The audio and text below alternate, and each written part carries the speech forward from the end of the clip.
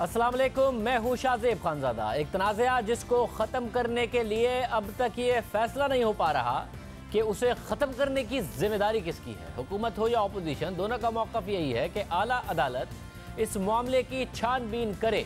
जज अरशद मलिक की वीडियो के सामने आए तकरीबन एक दिन गुजर गया और कई दिन गुजर गए हैं। तहकीकात से मुतालिक तो कोई पेशरफ्त अभी तक सामने नहीं आई, मगर मुलाकातों का सिलसिला अब भी जारी है। आज एक बार फिर एहतसाब अदालत के जज अरशद मलिक की इस्लामाबाद हाई कोर्ट के कायम मकाम चीफ जस्टिस आमिर फारूक से मुलाकात हुई और ये रवा हफ्ते के दौरान दूसरी मुलाकात है, मगर इन मुलाकातों की तफसीलात अभी सामने नहीं आ सकी हैं।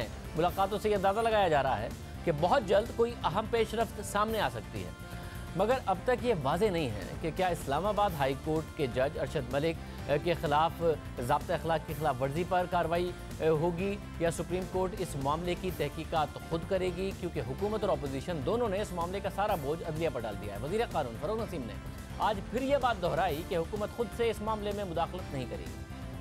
जितनी भी अपॉइंटमेंट्स होती हैं, जो चीफ जस्टिस साहिबान हैं, जो रजिस्ट्रार, उनका ख़त हमारी तरफ भेजता है कि जी हमारी रिकमेंडेशन ये है कि फ़लाँ को अपॉइंट कर दीजिए, ऐसा कर दीजिए, ट्रांसफ़र कर दीजिए, and the ministry of law goes by that. तो आप कहते हैं कि ये अगर ट्रांसफ़र, पोस्टिंग या हटाने का मामला हुआ अरशद मलिक साहब को, तो वो हाई कोर्ट ने देखना है, चाहे अरशद मलिक हो या कोई भी हो, the high court has to give the lead, has to give the guidance. Government video leaks पे कुछ नहीं करेगी? हम नहीं कर सकते, क्योंकि हम करेंगे तो that amounts to interference with the judiciary.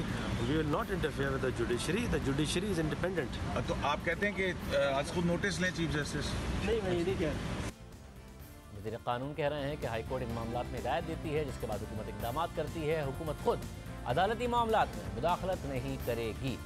लेकिन अहम बात यह है कि एक शिकायत की बुनियाद पर जस्टिस काजी फ़ाइज़ ईसा से मुतालिक तो खुद हुकूमत ने रेफरेंस भिजवाया, उनके कंडक्ट पर सवालात उठाए। फैज़ाबाद धरना केस में जो उसका जो फैसला है उसके खिलाफ नज़रसानी अपील में उनकी ज़ात पर सवालात उठाने तक की बात आई। फिर उस मामले से हुकूमत पीछे हटती नजर आई। फिर नज़रशुदा जो अपील थी उसमें बातों का जिक्र नहीं था, लेकिन एहतसाब अदालत के मामले में हुकूमत चाहती है कि अदालत खुद फैसला कर ले।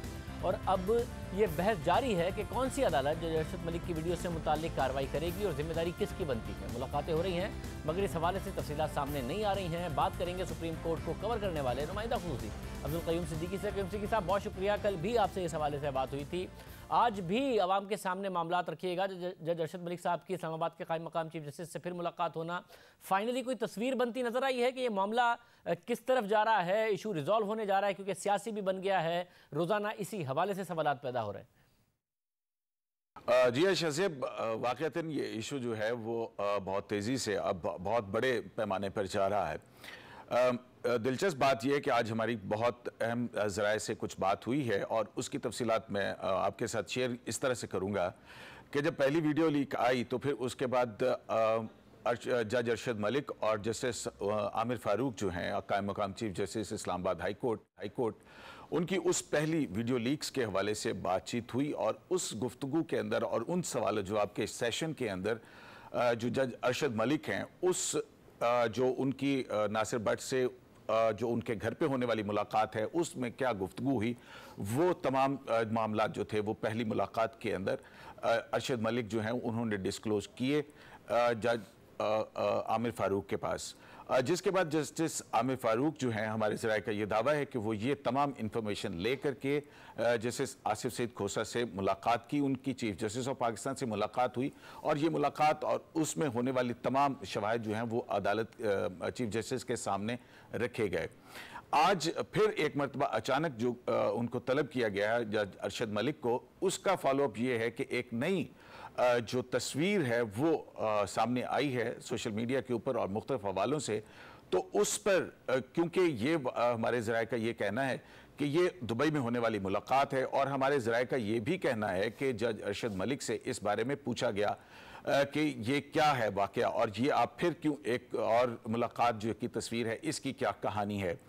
तो इस हवाले से जो हमारे ज़राए का कहना है कि जज अरशद मलिक की तरफ से ये तमाम उस मुलाकात की भी तफसीलात जो है वो बताई गई कि उनकी तकरीबन दुबई के अंदर 3 मुलाकातें जो हैं वो ऐसी इस नौइयत की हुई हैं और उसमें उन्होंने कुछ जो है अहम अदालती शख्सियात के नामों के हवाले से भी कुछ जिक्र जो है वो किया गया है। अब ये सारी सूरत हाल जो है वो उनके सामने आई है। जबकि एक और इंफॉर्मेशन भी जो है वो मैं आपके साथ शेयर करना चाहूँगा कि हमारे ज़राए का ये दावा है कि वीडियो लीक्स आने के बाद ये मामला पंजाब फोरेंसिक लेबॉर्ट्री जो है वहाँ तक भी पहुँचा और उस लेबॉर्ट्री में इसका फोरेंसिक जो ऑडिट है वो भी किया जा चुका है और उसके हवाले से जब उसकी रिपोर्ट आई है सामने तो हुकूमत के मौक़िफ़ के अंदर एक तब्दीली आई जो कि फिरदौस आशिक अवान जिस किस्म के दावे कर रही थी। तहम इसी हवाले से इसी से जुड़ी एक और इन्फॉर्मेशन ये भी है जो कि पाकिस्तान मुस्लिम लीग नून के ज़राए की तरफ से है और उनका ये दावा है कि इस जो वीडियो है इसका फोरेंसिक ऑडिट एक ऐसी लंदन की लेबॉर्ट्री जिससे के मुख्तलिफ लंदन की अदालतें जो है वो अपना चीज़ें भिजवाती हैं और फोरेंसिक ऑडिट वगैरह करवाती हैं, उस हवाले से उसका फोरेंसिक ऑडिट हो चुका है और वो भी तैयार है।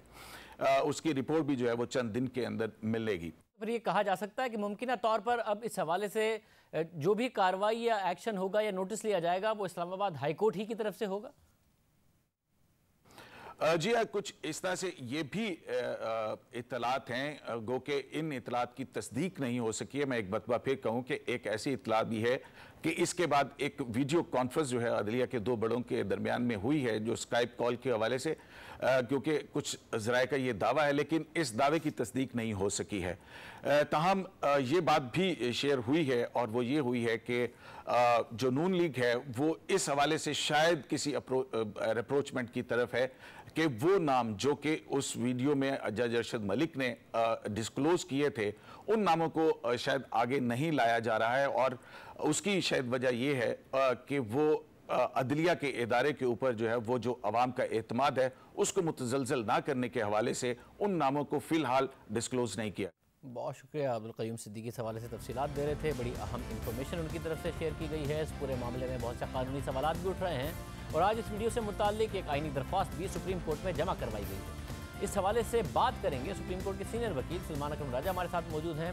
सलमान अकरम राजा साहब, बहुत शुक्रिया। ज़ाहिर है ये मसला अब हल अभी तक नहीं हुआ है। फॉरेंसिक का सबका दावा पहले हुकूमत कर रही थी, फिर मामले से पीछे हट गई है। जो जज साहब अरशद मलिक साहब, उनकी मुलाकातें इस्लामाबाद के चीफ जस्टिस से हो रही हैं, उनकी मुलाकातें फिर चीफ जस्टिस ऑफ पाकिस्तान से हो रही हैं, इस्लामाबाद हाई कोर्ट के कायम मकाम चीफ जस्टिस की। किस तरीके से ये मसला हल हो सकता है आपके ख्याल में, क्योंकि हुकूमत अपोजिशन दोनों अदालत से कह रहे हैं कि आप हल करें इस मसले को?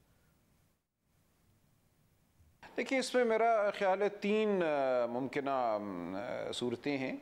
एक तो ये कि हाई कोर्ट जो हैं वो मातहत अदालतों के हवाले से एक इंतज़ामी इख्तियार रखते हैं, एडमिनिस्ट्रेटिव इख्तियार रखते हैं और इस किस्म के मामलात जहाँ कोई तफ्तीश की ज़रूरत हो, किसी इंस्पेक्शन की ज़रूरत हो तो हाई कोर्ट करते हैं। और जो एहतसाब अदालतें इस्लामाबाद में काम कर रही हैं, बज़ाहिर उनके हवाले से इस्लामाबाद हाई कोर्ट को ये इख्तियार होना चाहिए कि वो उनके हवाले से इस किस्म की कोई कार्रवाई जो है एडमिनिस्ट्रेटिव कार्रवाई इंस्पेक्शन या इन्वेस्टिगेशन के हवाले से, तफ्तीश के हवाले से करें इंक्वायरी की सूरत में। तो एक तो ये सूरत हाल है कि इस्लामाबाद हाई कोर्ट ये कार्रवाई शुरू करे और ये काम मैं समझता हूँ इंतज़ामिया का नहीं है, ये जुडिशरी ही का काम है कि जुडिशरी के अंदर अगर कोई मामला उठा है, कोई सवाल उठा है तो उसके हवाले से जो कुछ कार्रवाई होनी है वो अदालत ही करे। दूसरी सूरत ज़ाहिर है कि सुप्रीम कोर्ट माजी में देखती रही है मामलात को जो बज़ाहिर हाई कोर्ट के ज़ेर इख्तियार भी नज़र आते हैं क्योंकि सुप्रीम कोर्ट पर कोई कतगन नहीं है। लेकिन इस वक्त जो हमारे मौजूदा चीफ जस्टिस साहब हैं वो इस हवाले से खासे मोहतात हैं और कायदे के मुताबिक चलते हैं। जो इख्तियार किसी और इदारे या किसी और अदालत को हासिल हो, आम तौर पर वो यही चाहते हैं कि वो इख्तियार उसी सतह पर इस्तेमाल किया जाए और मामला सुप्रीम कोर्ट में ना आए जब तक कि निचली सतह पे इख्तियार का इस्तेमाल ना हो जाए। लेकिन बस एक मुमकिन ये सूरत हाल ज़रूर है कि सुप्रीम कोर्ट ख़ुद इस मामले को भी देख ले। मुझे अगरचे ऐसा होता सरे दस्त नज़र नहीं आता। तीसरी सूरत ये है कि अदालत में जहाँ अपील पेंडिंग है अजीज़िया के हवाले से, वहाँ पे एक दरख्वास्त दे दी जाए कि ये तमाम कार्रवाई, ये ट्रायल जो है इन शवाहिद की रोशनी में कलअदम करार दी जाए और इन शवाहिद को इस वीडियो को साबित करने के लिए अगर गवाहान की ज़रूरत है, अगर एक कार्रवाई की ज़रूरत है तो वो की जाए दौरान अपील ही। तो ये एक तीसरी सूरत हाल है कि दरख्वास्त देकर उसी अदालत से जो अपील सुन रही है तकाजा किया जाए कि आप इस मामले को देखें और अगर ये साबित होता है तो तमाम ट्रायल को कलअदम करार दें और उस सूरत में फिर हाई कोर्ट री ट्रायल का हुक्म भी दे सकती है। मतलब यानी कि जितने भी तीनों पहलू आप बता रहे हैं उसमें यह बात वाज़ेह है कि ये नहीं हो सकता कि इस मामले को अनरिजॉल्व्ड छोड़ दिया जाए कि बस अब यहीं छोड़कर मामला आगे बढ़ें। स्टेटस को नहीं रह सकता, इस केस के हवाले से कुछ ना कुछ करना पड़ेगा। ये नहीं हो सकता कि जी अब छोड़ के आगे बढ़ें और सब मामला तो ऐसे ही चलते रहें। बहुत ही अजीब होगा अगर हम इस चीज़ को मुअल्लक छोड़ दें। एक सवाल पैदा हुआ है, एक शक का कम से कम इजहार किया गया है। ये एक मैं समझता हूँ तमाम निज़ाम की इखलाकी ज़रूरत भी है कि इस मामले को देखा जाए, इसकी छानबीन हो और कानूनी जो है सूरत हाल वो तो अदालत में अगर अपील में इसको बतौर ग्राउंड उठाया जाता है तो वहाँ पर इसका अहाता होगा, लेकिन इसको बिल्कुल इसको सरफ नज़र इससे नहीं किया जा सकता। चश्मपोशी वाला ये मामला नहीं है। तमाम जो निज़ाम है उसके हवाले से ये हमें यकीन होना चाहिए, इत्मीनान होना चाहिए कि अगर ऐसा इल्ज़ाम लगता है तो उसकी तहकीक होती है और उसके हवाले से एक तसल्ली बख्श जवाब जो है वो दे दिया जाता है। बहुत शुक्रिया। सलमान अकरम राजा साहब इस हवाले से अपना मौक़िफ़ दे रहे थे, सारे ऑप्शन सामने रख रहे थे। अब देखना होगा इस मामले की क्या कार्रवाई होती है, क्योंकि इल्ज़ामात संगीन हैं।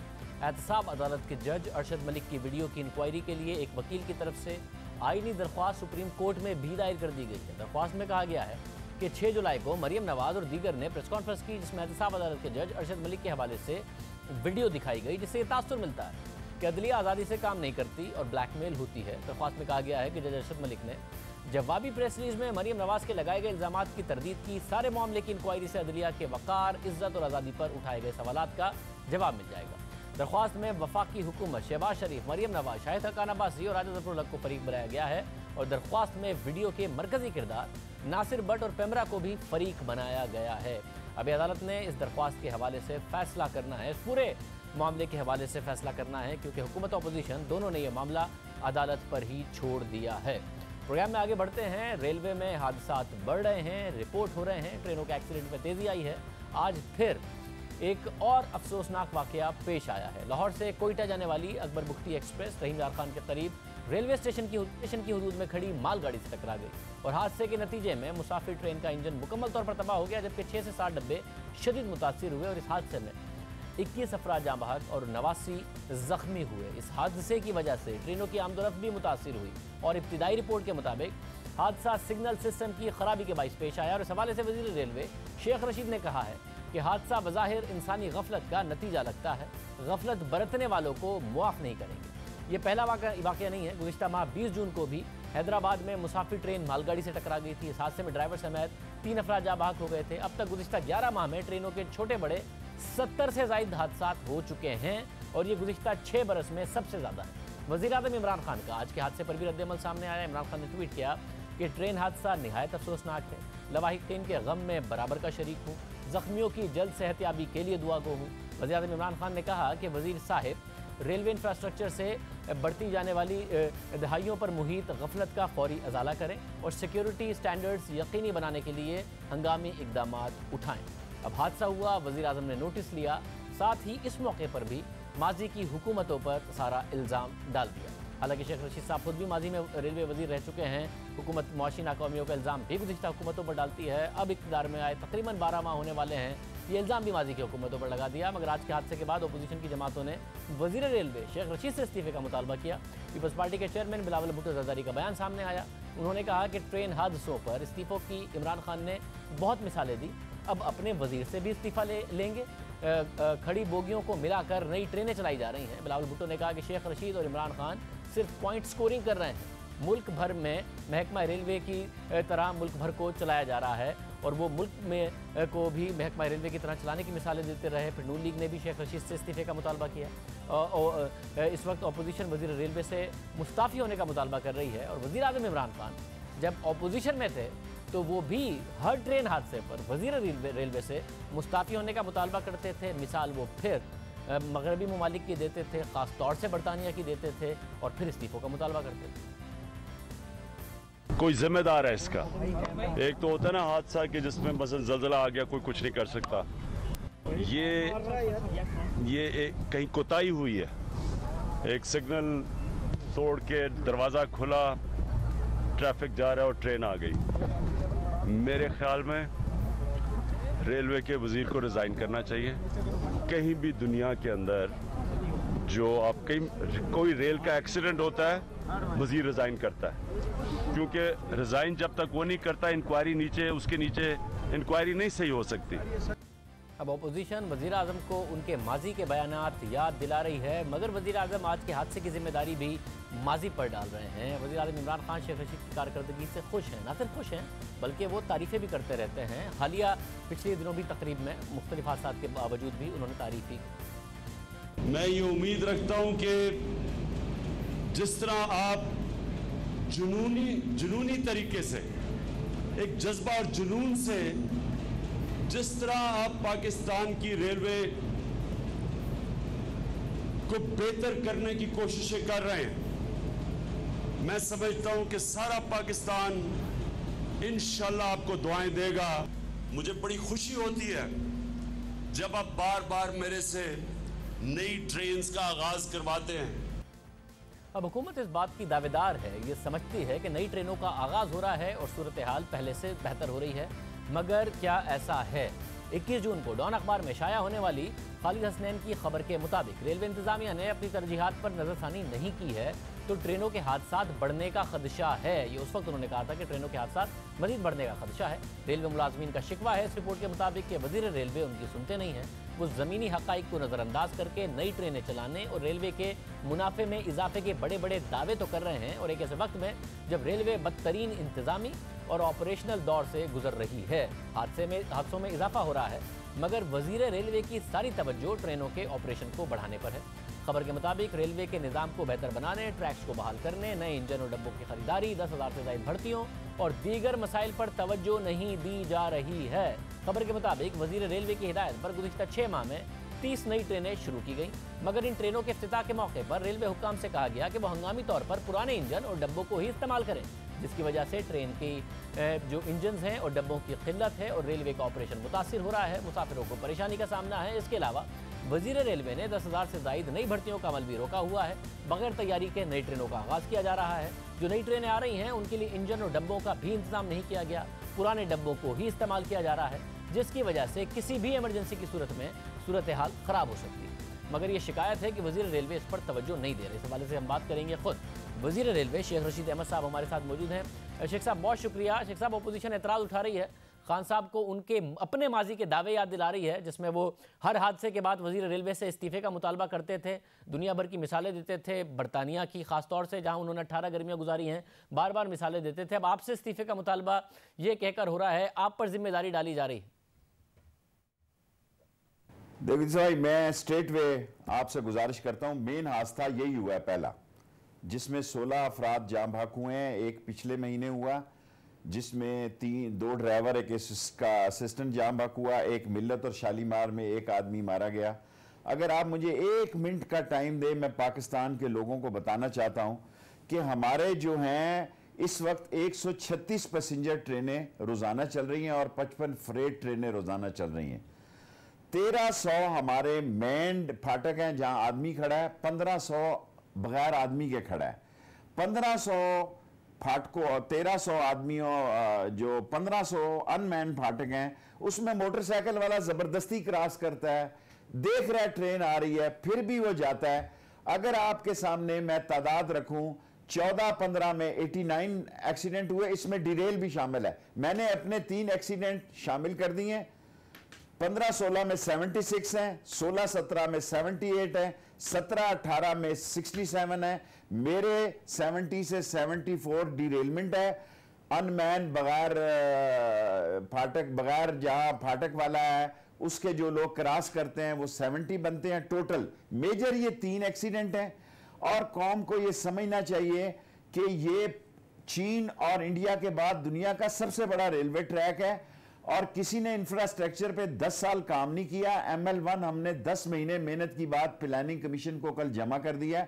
जब तक ML1 1800 किलोमीटर नया ट्रैक नहीं बनेगा, 1861 का बना हुआ खास तौर पर रोडी और नवाबशाह के दरमियान ट्रैक, मोस्टली एक्सीडेंट जो हैं ये सिंध के इलाके में, क्योंकि गवर्नमेंट ने कोई काम नहीं किया और इस वक्त जो बुनियादी बात है कि 1300 ब्रिजेस में भी लोग देखते हैं ट्रेन आ रही है, फिर भी रेलवे ब्रिजेस से, छोटे ब्रिजेस से गुजरते हुए, इसमें हम सारे डिरेलमेंट, इसमें जो फाटक क्रॉस करते हुए वो हमारे 30 जून गुजर गया। हमारे हादसात ज्यादा नहीं है, लेकिन हादसात का मुकाबला नहीं है। मैं इस इंसानी गफलत का एतराफ करता हूं। हमने 15-15 लाख रुपया, ये कोई कीमत नहीं है इंसानी जान की, लेकिन हमें ये तस्लीम करना चाहिए कि हम पाकिस्तान में गरीब आदमी की, गरीब की सवारी जो है, इस वक्त 7 करोड़ लोग रेलवे पे सफर कर रहे हैं, 60 लाख पैसेंजर हमने बढ़ाए हैं, 10 अरब रुपया हमने ज्यादा कमाया है, 4 अरब रुपया हमारा ऑयल में ज्यादा लग गया, 2 अरब रुपया हमारा पेंशन और दूसरे मसलों में, 4 अरब रुपए का हमने खसारा। मगर मुझे ये बताइए ना, आप एक तो ML1 पता नहीं बहुत अरसे से बन रहा है, गुज़िश्ता हुकूमत भी चाइना उस सब के साथ मामला आगे लेके बढ़ी, फिर 2017 में डिज़ाइन फाइनल हो गया, मई 2018 में PC1 हो गया। अब आप अभी भी कह रहे हैं कि वो प्लानिंग कमीशन में जाके जमा कराया, इसमें कितना टाइम लगेगा? आप लोगों को भी आए हुए 11 महीने हो गए हैं। मगर वज़ीर आज़म दूसरों से तो इस्तीफे का मुतालबा करते थे कि इस्तीफा दो। अब आपसे ज़ाहिर इस्तीफा तो नहीं मांगा होगा, आपके दोस्त हैं, थोड़े से नाराज तो हुए होंगे आपसे? कोई नाराज नहीं, इमरान खान और मेरे में कोई बाल बराबर फर्क नहीं है, और मेरी पूरी जिंदगी की ख्वाहिश है कि इमरान खान इस मुल्क में कामयाब हो, और रेलवे की कामयाबी के लिए मैं कोशा हूं। और इंशाअल्लाह ताला मैं पहले ही ऐलान कर चुका हूं कि ML1 14 साल पहले मैंने साइन किया था। ये पुल बनाते रहे, ये सड़कें बनाते रहे, ये बाबा असल काम ट्रैक था। 70 पहले 14 साल पहले मैं आया, 62% पॉपुलेशन में से ट्रैक गुजरता था। 14 साल के बाद अब ये 70.13% पॉपुलेशन में से गुजरता है। मैंने 50-100 चाइनीज को ला के ये फिजिबिलिटी बनवाई है, सिक्योरिटी प्रोवाइड की है, PC1 बनवाया है, और मैं अल्लाह से दुआ मांग रहा हूं कि ये ML1 शुरू हो। वरना रेलवे का अब इतना बड़ा स्ट्रक्चर जो है, 1816 में ये पटड़ी पड़ी है जी, 1861 में, और सिंध के अंदर जो है इसकी पटड़ी को सबसे पहले ठीक करेंगे, नवाब शाह कोठरी को नई लाइन डालेंगे, नई पटड़ी डालेंगे, और यहां जो पटड़ी बेहतर हुई उनको ब्रांच लाइनों में चल। तो एतराज हो रहा है कि इंफ्रास्ट्रक्चर आपके पास है नहीं, इंफ्रास्ट्रक्चर को बेहतर करने की बजाय हर दफा एक नई तकरीब करने के लिए कि मैंने एक और ट्रेन खोल दी है, और जिसमें वज़ीर आज़म इमरान खान भी आते हैं, वो आपकी तारीफ़ें कर देते हैं, आप उनकी तारीफ़ें कर देते हैं, सिर्फ इस पर आपका फोकस है। और मसला ये कि जब मैं तहकीक कर रहा था तो देखा कि आपने भी 2-2, 3-3 महीने की बात और 100 दिन की बात तहरीक इंसाफ तो करती थी। आपने भी अगस्त 2018 में कहा कि 120 दिन में मामला ठीक कर देंगे आप, दिसंबर 2018 तक। अब जुलाई 2019 आ गया। मैंने 2 साल का वादा किया है, PTI 6 महीने 3 महीने कहती है। आप मेरी तकरीरें उठाएं। मैंने इमरान खान साहब की मौजूदगी में यह बात की है कि रेलवे 2 साल में ठीक होगी, और रेलवे में देखें ये भी पिछला साल का खसारा 6 बिलियन है, इस खसारे को भी कम करना है, इस खसारे को भी कम करना है। इसी वसाइल से हमारा जो है PSDP पिछली दफा से बहुत कम है, पैसा नहीं है, जो अर्न कर रहे हैं वही रेलवे पे लगा रहे हैं। कोई हम 1 रुपए की खरीदारी नहीं की जी 1 साल में, और 1-1 बिलियन रुपीस की एक इन्होंने मशीन खरीदी है। 1 रुपया साबित कर दें कोई खरीदारी की है। 35 अरब रुपए की पेंशन है, 31 अरब रुपए की तनख्वाह है। मतलब इस पर खुश कैसे हो सकते हैं आप, और इस पर दाद तो नहीं दी जा सकती कि आपने 1 रुपए की भी खरीदारी नहीं की? आप कह रहे हैं तहरीक इंसाफ वो काम करती है, तहरीक इंसाफ वाली बात है। वो खैबर पख्तूनख्वा में 5 साल से कहते रहे कि जी हमने तो 1 रुपए की करप्शन नहीं की, फिर उनका बजट भी बच जाता था, खर्चे भी नहीं होते थे, कोई काम भी उनसे नहीं हुआ। जो काम करना शुरू किया तो 2 साल में उनसे अभी तक वो नहीं बन के दे रहा एक पेशावर मेट्रो प्रोजेक्ट। करें खरीदारी आप क्यों नहीं कर रहे? ये कोई क्रेडिट नहीं है कि मैंने खरीदारी नहीं की, आप करें खरीदारी ताकि चीजें ठीक हों। चीजें कैसे ठीक होंगी? पैसा जेब में हो तो खरीदारी होती है ना भाई। पैसे की सूरत हाल बड़ी अजीब है। अब टेंडर लगा हुआ है, इसमें हम कोशिश कर रहे हैं, हमने टर्की से बात चला रहे हैं, चीन से चला रहे हैं, रूस से चला रहे हैं कि हमारी वर्कशॉपों में आके जॉइंट वेंचर करें। हमारी डिमांड बहुत ज्यादा है, हमारी पॉपुलेशन बहुत ज्यादा है, हमें कोई शौक नहीं है, लेकिन टेंडर फिर लगाया हुआ है। लेकिन जब तक मैं वजीर हूं, मैं किसी एक कंपनी का सब 10 साल का रिकॉर्ड उठा के देखें, एक ही कंपनियों को टेंडर दिए जाते हैं, एक ही कंपनी को टेंडर दिए जाते हैं। सो हमने टेंडर को ओपन किया है इस दफा। इंशाल्लाह 45 दिन पैमरा का जो रूल है उसके बाद टेंडर खुलेंगे, और इस दफा 30-40 पार्टियां इसमें टेंडर में हिस्सा लेंगी। शेख साहब, एक माजी में 10 साल में एक कंपनी को टेंडर दिए जाते थे, तो उसमें अगर कोई करप्शन पकड़ी गई है तो वो आवाम को बता दें, क्योंकि वो अगर एक कंपनी को देते थे 10 साल में, आपने जो नया तरीका अपनाया उसमें आप कह रहे हैं आपने 1 रुपया भी नहीं खर्च किया, तो परफॉर्मेंस क्या है फिर आपकी? देखें, वो सारे अब नैप में हैं, आधी रेलवे नैप में है, सिग्नल नैप में है, लोकोमोटिव नैप में है। अब मैं आपको क्या बताऊं, शालीमार का नैप में है। अभी हमने पाम का, रॉयल पाम का केस खुद 6 दुनिया के चोटी के 6 वकीलों के मुकाबले में लड़के खुद लड़ा है। इसी तरह हम शेब को लेने जा रहे हैं, इसी तरह तहजीब को लेने जा रहे हैं। ये सारे, ये नहीं कि ये कोई मैं ऐसी बात करने जा रहा हूं। शेख साहब, कोई 1 रुपया कोई गलत साबित किया है अभी तक नैब ने? नोटिस तो बहुत लेते हैं, केस भी बहुत खोलते हैं, कोई 1 आध रुपया भी साबित किया है, या बस अभी तक खबर ही बनाई है नैब ने कि जी हमने नोटिस ले लिया और हम केस की तहकीकात कर रहे हैं, करते कुछ नहीं है? अफसरों की हाजिरियां होती रहती हैं, फिर अफसर काम नहीं करते हैं। आधी रेलवे नैप में है इस वक्त। इस रेलवे को चलाना भी है, रेलवे में जो अफसर है वो बाहर जा नहीं सकता, आ नहीं सकता। अगर आधे नैप में चले जाएंगे तो आधे जो अफसर हैं वो वैसे ही, मेरा मतलब है, मैं ये कहता हूं कि आराम आराम है, बाज लोग कहते हैं काम हराम है, क्योंकि आते ही इतनी बिगड़ी हुई हैं। ये कोई बड़े जरदारी या नवाज शरीफ शहबाज का मसला नहीं है। नीचे तक बहुत नीचे तक करप्शन रस चुकी है, क्योंकि क़यादत में करप्शन थी, उसके असरात इतने दूर तक फैल चुके हैं कि शायद अंदाजा तभी होता है जब इस खाड़े में खुद उतरता है इंसान। साहब, आप पहले भी उतरे हैं इसमें, आप पहले भी वजीर रेलवे रह चुके हैं, और खान साहब तो कहते थे जब ऊपर से चीज़ बदलती है तो नीचे सब कुछ ठीक हो जाता है, तो अब ऊपर वजीर बदलें, और आप तो पहले भी रह चुके हैं, आपने पहले भी नहीं सोचा, अब भी नहीं सोचा?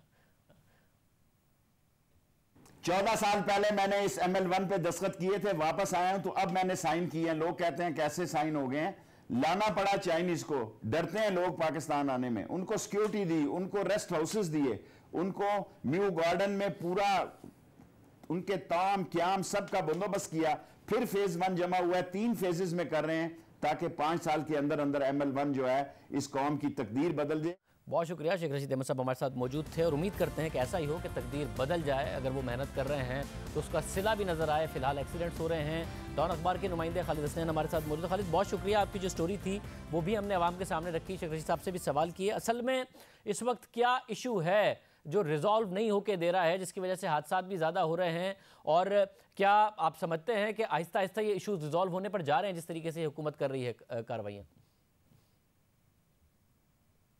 जब शेख साहब आए थे, हमें शेख साहब बड़ा अच्छा काम कर रहे हैं। उनका मेन जो फोकस रहा है अब तक, वो ज़्यादा से ज़्यादा नई ट्रेनें चलाने का है।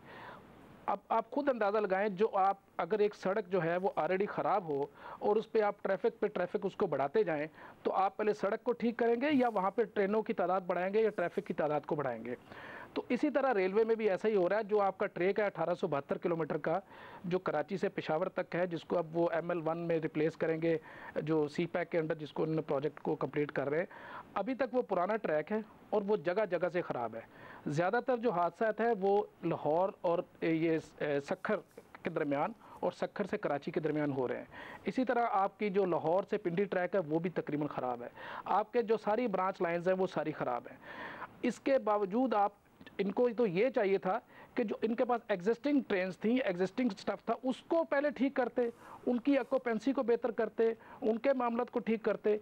इन्होंने कम से कम 25 से 30 ट्रेनें नहीं चला दी।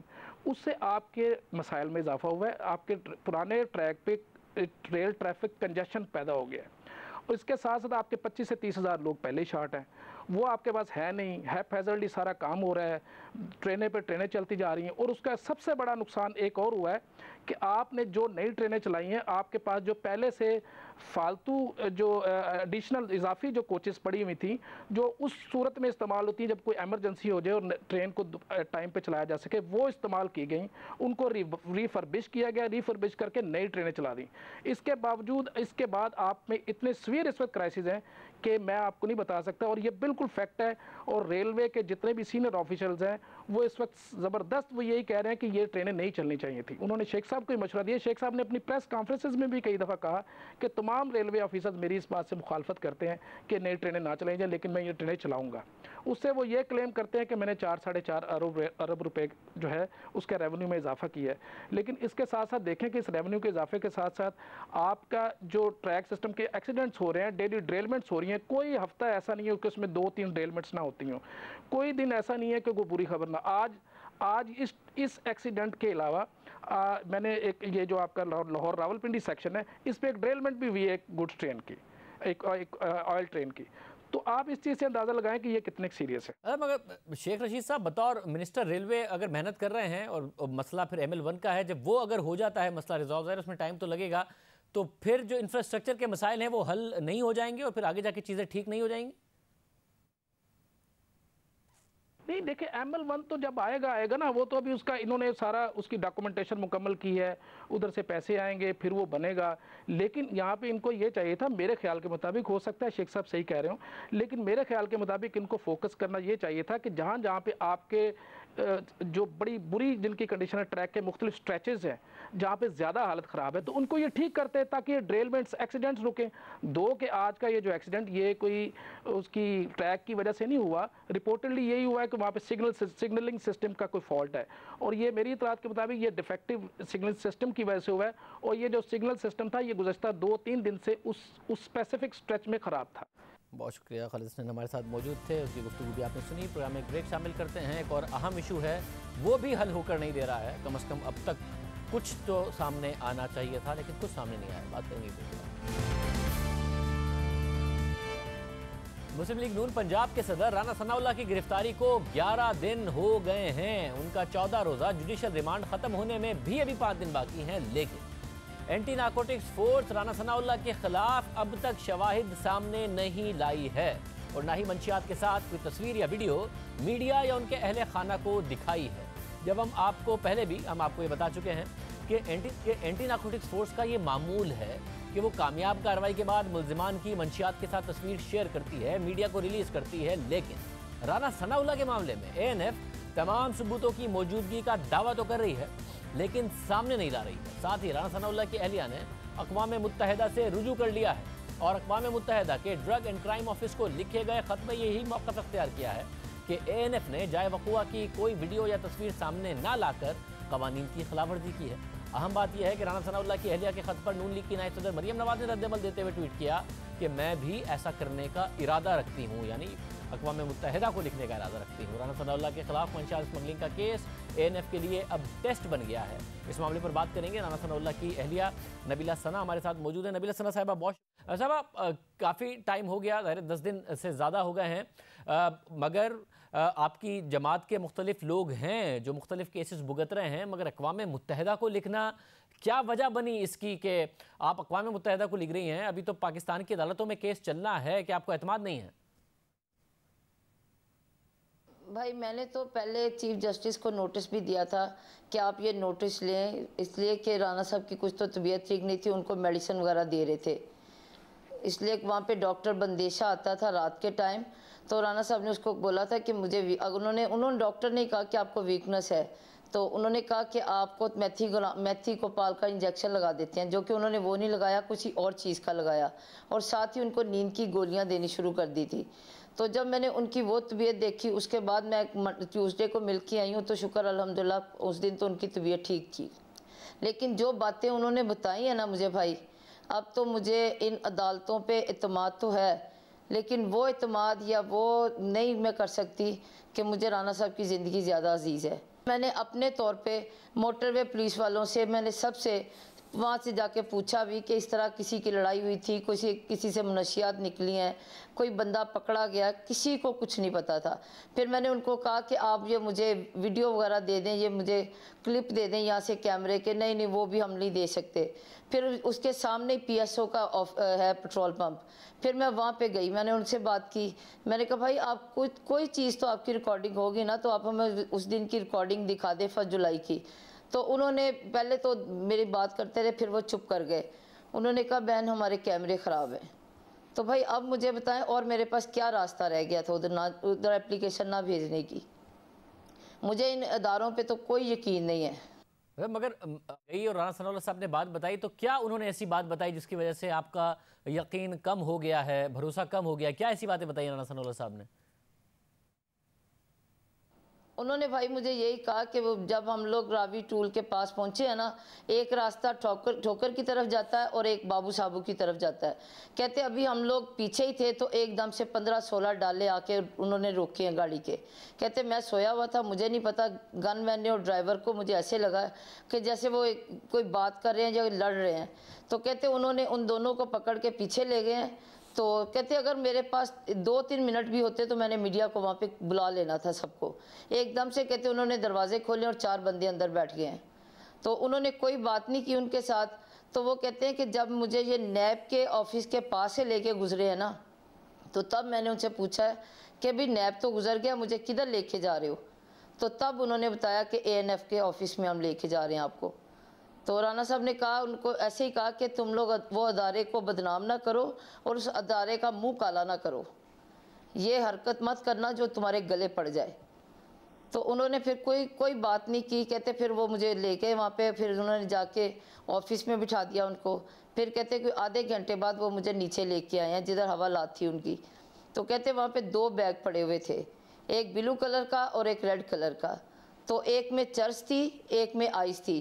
तो वो सब आपस में बात कर रहे थे कि ये कौन सी चीज़ राना साहब के ऊपर डाले। तो जो चर्च थी वो कहती वो बैग बड़ा था, तो उन्होंने कहा कि नहीं ये बैग इनकी डिग्गी में नहीं पूरा आएगा। तो पहले फिर उन्होंने कहा आइस डाल दें, फिर उन्होंने कहा नहीं 15 किलो हीरोइन डाल देते हैं इनके ऊपर। तो कहते जब ये ख़त्म की उन्होंने बात, फिर उन्होंने मुझे कहा कि राना साहब आप 2 मिनट के लिए हवालात में खड़े हो जाएँ, हमने आपकी तस्वीर लेनी है। तो राना साहब कहते कि मैं तस्वीर नहीं खिंचवा रहा था, ना मैं हवालात में जा रहा था। तो जब कहते उन्होंने मेरे बहुत मिन्नतें की कि नहीं राना साहब आप 1 मिनट के लिए खड़े हो जाएं, हमारी मजबूरी है, हमने तस्वीर ऊपर भेजनी है। कहते फिर मैंने वो तस्वीर अपनी मर्ज़ी से उनको तस्वीर दी। तो अब आप बताएं मैं क्या करूं, किस पे एतबार करूं मैं? मोटर वाले मेरे साथ ताउन नहीं कर रहे, यहाँ की कोई हुकूमत का बंदा कोई रिस्पॉन्स नहीं दे रहा। फिर मैं बार बार कह रही हूँ कि आमर बंदेशा जो बंदा है वो रात को उनको जाके ड्रग्स दे रहा है, उनको कोई ऐसी मेडिसिन दे रहा है, किसी ने नोटिस लिया है? मैंने राना साहब की जान अजीज़ा, मैंने जान तो नहीं दिलवानी उन लोगों के हाथों में। हम लोग भी परेशान हैं। या तो कोई मुझे ऐसी चीज़ बता दें, अगर तो उनके पास कोई सबूत है तो जाहिर बात है हमारे पास अगर कोई सबूत मुझे दिखाएंगे, मुझे करेंगे, तो हम लोग भी तो राना साहब से पूछने वाले बने ना कि ये काम आपने क्यों किया है। इतनी हम लोगों में जुर्रत हिम्मत। बहुत शुक्रिया नबीला सना साहिबा, अहलिया है राना सनाउल्लाह की, और कह रहे थे अगर कोई सबूत है तो हमें दिखा दें, हम राना सनाउल्लाह से पूछेंगे कि आपने काम क्यों किया है। इतनी हिम्मत मुझ में है कि मैं अपने शौहर से ये बात पूछ सकूं, लेकिन हमें कुछ नहीं दिखाया जा रहा। और जो कुछ मंगल के दिन मुलाकात के बाद राना सनाउल्लाह ने कहा वो अपना वर्जन दे रहे थे। ANF से भी हमने वर्जन के लिए रब्ता किया है, अब तक हम कामयाब नहीं हो सके, मगर एंटी नारकोटिक्स फोर्स ANF की कारकर्दगी पर मुसलसल सवालात उठ रहे हैं। मगर ऐसा पहली बार नहीं है, एक और केस भी सामने आया जो ANF की कारकर्दगी पर सवालात उठा रहा है। एफिड्रीन केस में 9 कंपनियों और कई मुल्जिमान पर एक जैसा इल्ज़ाम लगा था, मगर सज़ा सिर्फ एक शख्स को हुई। इसके अलावा अब तक किसी कंपनी के खिलाफ केस आगे नहीं बढ़ सका। द न्यूज़ और जंग में आज फ़खर दुरानी की खबर शाया हुई है, जिसके मुताबिक एफिड्रीन केस सियासी तौर पर निशाना बनाने की एक बेहतरीन मिसाल है। 9 फार्मास्यूटिकल कंपनीज पर एक जैसा इल्ज़ाम लगा, मगर सज़ा सिर्फ एक को हुई। मरकजी मुल्जिम को तो केस में शामिल ही नहीं किया गया। हनीफ अब्बासी की सज़ा होने के 2 माह बाद ग्लोबल फार्मास्यूटिकल को क्लीन चिट दे दी गई। हालांकि इस कंपनी पर भी वही इल्ज़ाम था जो हनीफ अब्बासी पर था, और एंटी नारकोटिक्स फोर्स के अफसर पर ग्लोबल फार्मा से तोहफे में घर लेने का इल्ज़ाम लगा। ना सिर्फ इल्ज़ाम लगा बल्कि इल्ज़ाम साबित भी हुआ और उन्हें नौकरी से बरतरफ भी कर दिया गया। ग्लोबल फार्मा कंपनी, जिसकी हैरत अंगेज तौर पर हनीफ अब्बासी केस से खासी मुमासलत है, उसे हनीफ अब्बासी की सज़ा के 2 माह बाद ही खुली छूट दे दी गई। इस कंपनी के मालिक ने द न्यूज़ को बताया कि दौरान तहकीकात ANF को पता चला कि मेरी कंपनी के खिलाफ लगाए गए इल्ज़ामात गलत थे, और यही वजह थी कि उन्होंने गुज़िश्ता साल दूसरा चालान जमा कराया और मेरी कंपनी को क्लीन चिट दे दी। उनका कहना था कि उन्होंने किसी को कोई रिश्वत नहीं दी, और एंटी नारकोटिक्स फोर्स यानी ANF ने दूसरा चालान मेरिट पर जमा कराया। इसी तरह इस केस से मुतालिक मरकजी मुल्जिम, जिन्हें 9500 किलोग्राम एफिड्रीन दी गई थी, उसे तहरीक इंसाफ की हुकूमत में अहम ओहदा दे दिया गया। खबर के मुताबिक एंटी नारकोटिक्स फोर्स के दस्तावेजी रिकॉर्ड से साबित होता है कि हनीफ अब्बासी वाहिद शख्स हैं जिन्हें इस केस में उम्र कैद की सज़ा हुई है। बाकी कंपनियों को या तो छोड़ दिया गया या उन्हें खुली छूट दे दी गई या फिर इस केस में शामिल ही नहीं किया गया। हालांकि 9 साल गुजर चुके हैं। 2 कंपनियों के मालिकान को तो 2014 में ही एंटी नार्कोटिक्स फोर्स ANF अदालत ने रिहा कर दिया था, जबकि 2 मजीद कंपनियों को अब तक केस में शामिल ही नहीं किया गया 9 साल बाद भी। इसके अलावा खबर के मुताबिक एफेड्रीन केस का तफ्तीशी अफसर मुल्क से बाहर जा चुका है और अब इटली में रह रहा है। इसी तरह इस केस के एक और अहम किरदार को मुलजिम की कंपनी में शराकतदार बना दिया गया था। यही नहीं, ANF रिकॉर्ड के मुताबिक 10 अक्टूबर 2011 में एफेड्रीन का असल केस फार्मास्यूटिकल कंपनीज के खिलाफ रजिस्टर किया गया। 2 फार्मास्यूटिकल कंपनीज के खिलाफ, यानी ये जो दोनों फार्मास्यूटिकल कंपनीज थी, FIR में दोनों कंपनियों पर इल्ज़ाम है कि उन्होंने वजारत सेहत से एफेड्रीन बरामद करने का NOC लिया, लेकिन उन्होंने उसे मकामी मैन्युफैक्चरर्स और नामालूम अफराद को फ़रोख्त कर दिया। NOC लिया था बरामद करने का, लेकिन मकामी तौर पर फ़रोख्त कर दिया। इन दोनों कंपनियों के मालिकान को गिरफ्तार कर लिया गया। बाद में उन्हें जमानत मिल गई और 9 साल गुजरने के बावजूद इन अफराद के खिलाफ कोई कार्रवाई नहीं हुई। इसी तरह 31 दिसंबर 2010 में एंटी नार्कोटिक्स फोर्स ने जो मजीद फार्मास्यूटिकल कंपनीज के खिलाफ FIR दर्ज की, लेकिन 15 मई 2014 को खुसूसी अदालत के जज ने इन दोनों कंपनियों को भी के मालिकान को भी बरी कर दिया। अब दिलचस्प बात यह है कि ANF ने अदालत के फैसले को हाईकोर्ट में चैलेंज नहीं किया। खबर के मुताबिक ANF ने हनीफ अब्बासी की ग्रेस फार्मा के खिलाफ 21 जुलाई 2012 को FIR दर्ज की। FIR हनीफ अब्बासी और उनके पार्टनर के खिलाफ दर्ज की, लेकिन बाद में ANF ने पार्टनर का नाम मुल्जिमान की फहरिस्त से निकाल दिया और उन्हें हनीफ अब्बासी के खिलाफ बतौर गवाह पेश कर दिया। खबर के मुताबिक लाहौर हाई कोर्ट ने 11 अप्रैल 2019 में हनीफ अब्बासी को जमानत दी और अपने मुख्तसर फैसले में कुछ अहम सवालात उठाए। लाहौर हाई कोर्ट के 2 रुकनी बेंच ने इस्तगासा टीम से सवाल किया कि क्या हुकूमत पाकिस्तान ने एफेड्रीन को जो control of narcotic substance act 1997 के तहत शेड्यूल में शामिल किया है या नहीं, जिसका इस्तगासा ने इनकार में जवाब दिया। मगर एफेड्रीन कंट्रोल एशिया की फहरिस्त में अब भी शामिल नहीं है। द न्यूज़ ने ANF तर्जुमान से 6 जुलाई 2019 को रब्ता किया। तर्जुमान ने तहरीरी सवालात तलब किए और जो उन्हें दे दिए गए। इस स्टोरी के मुताबिक ANF तर्जुमान ने 3 रोज़ गुजर जाने और मुतअद्दिद मरतबा फ़ोन करने के बावजूद इन सवालात के जवाब नहीं दिया।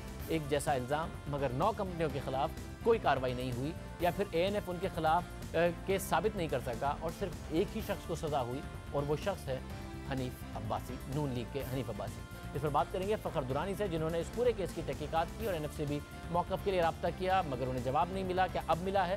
फ़खर दुरानी, बहुत शुक्रिया। आपने स्टोरी में बताया कि 3 दिन तक आपने जवाब का इंतज़ार किया, अब स्टोरी छप गई, आपको आपके सवालात का जवाब मिला या अभी तक नहीं मिला 9 सवालों का जवाब? शाहजेब साहब, हमने इनसे सबसे पहले हफ्ते वाले दिन रब्ता किया था ANF के स्पोक्स पर्सन से। पहले हमने उनको वर्बली जब सवालात भेजे तो स्पोक्स पर्सन ने हमें एक सवाल का जवाब दिया था कि जो रमज़ान गिल साहब थे, एक सीनियर ऑफिशियल थे ANF के, उन्होंने उनके हवाले से था कि इनको एक घर गिफ्ट किया गया था एक फार्मा इंडस्ट्री की तरफ से। उस पे ये इल्ज़ामात, और उसके बाद जब इंक्वायरी चली तो ये साबित हो गए थे इल्ज़ामात, जिसके बाद उनको ANF से रिमूव कर दिया गया था। हमने ये सवाल जब उनसे वर्बली पूछा था तो पहले उन्होंने कहा कि ऐसी कोई बात नहीं है, उन्होंने अपना टेन्योर पूरा कर लिया था, उसके बाद ही वो ANF छोड़ के गए। ताहम जब हमने मज़ीद सवालात उनसे पूछे थे तो उन्होंने कहा था कि बेहतर यही होगा कि आप हमें रिटर्न में ये भेजें सारे सवालात, तो हम आपको प्रॉपर्ली इनका जवाब देंगे। आज 5 दिन हो गए हैं, एक सवाल का भी उन्होंने अभी तक जवाब नहीं दिया। बार बार हमने उनसे रब्ता किया, स्टोरी छपने से पहले भी एक दिन मैंने उनसे रब्ता किया, उन्होंने यही बताया कि अभी तक हमें कोई मुतल्लिका लोगों की तरफ से जवाब नहीं मिला, जैसे ही मिलेगा तो हम आपको इसका जवाब दे देंगे। हमने सिर्फ ANF वालों से नहीं किया रब्ता, जितनी भी इसमें अक्यूज़ कंपनीज थी उनके मालिकान से भी रब्ता करके ये सारे सवालात पूछे, जिसमें से कुछ का उन्होंने जवाब दिया। जैसा कि रमज़ान गिल साहब के हवाले से जो उन्होंने बताया कि ऐसी ये सारी जितनी भी इनके हवाले से घर गिफ्ट करने के हवाले से है, ये सिर्फ इल्ज़ाम ही है, ऐसी कोई बात नहीं है। रमज़ान गिल साहब शायद अपना टेन्योर पूरा करके उसके बाद ही ANF से गए हैं। इसके अलावा जब उनसे हमने ये पूछा कंपनी के मालिक से, जिनको हनीफ अब्बासी साहब की जो सज़ा थी जुलाई 2018 में, जबकि ANF ने उस कंपनी को सितंबर 2018 में 2 महीने बाद ही क्लीन चिट दे दी थी। हमने जब उनसे पूछा कि आपको क्लीन चिट कैसे दे दी गई, जबकि आपके केस में और हनीफ अब्बासी के केस में आइडेंटिकल सिमिलैरिटीज़ थी, बहुत ज़्यादा सिमिलैरिटीज़ थी, क्योंकि जिनसे इन्होंने एफेड्रीन ख़रीदी थी वो भी एक ही कंपनी से ख़रीदी थी, अल्फ़ा लैब से। उसके बाद जब इन्होंने ये मेडिसिन बना के डिस्ट्रीब्यूट की, इन दोनों कंपनीज़ का डिस्ट्रीब्यूटर्स भी सेम थे। उसके अलावा जो इन्होंने शिपमेंट की वो भी तकरीबन एक ही कार्गो शिपमेंट से वो किए गए थे। ऐसा क्या हुआ कि हनीफ अब्बासी साहब को सज़ा दे दी गई, जबकि दूसरी कंपनी है उसको ANF ने क्लीन चिट दे दी। तो उस पर उन्होंने हमें ये जवाब दिया कि हमने लोअर कोर्ट से ये बाकायदा दरख्वास्त की थी कि हमें ANF के लेवल पे ही एक इंक्वायरी कराई जाए। अगर ANF हमें उसमें इंक्वायरी के लेवल पे ही ये इल्ज़ामात साबित हो जाएँ तो हमें बेशक आगे चालान वगैरह दे दें, अगर नहीं है तो उसके बाद हमें इस वजह से ANF ने क्लीन चिट दी। मगर साथ में ये बताइएगा कि फिर जो बाकी कंपनियां हैं उनसे आपकी बात हुई, वो क्या कहती हैं? अगर ANF से जवाब नहीं आया तो कंपनियों से जवाब आया? ग्लोबल के हवाले से जो ANF ने एक दोबारा से चालान जमा कराया था वो सितंबर 2018 में कराया था। उसके बाद मुख्तलिफ हेयरिंग्स हुई हैं, जिसमें ग्लोबल फार्मा हैरत की बात यह है कि ग्लोबल फार्मा को एक क्लीन चिट दी जा रही है, लेकिन जितनी भी हेयरिंग्स हुई हैं उसके बाद 4-5 हेयरिंग्स हुई हैं, किसी एक में भी ग्लोबल फार्मा के मालकान शामिल नहीं हुए।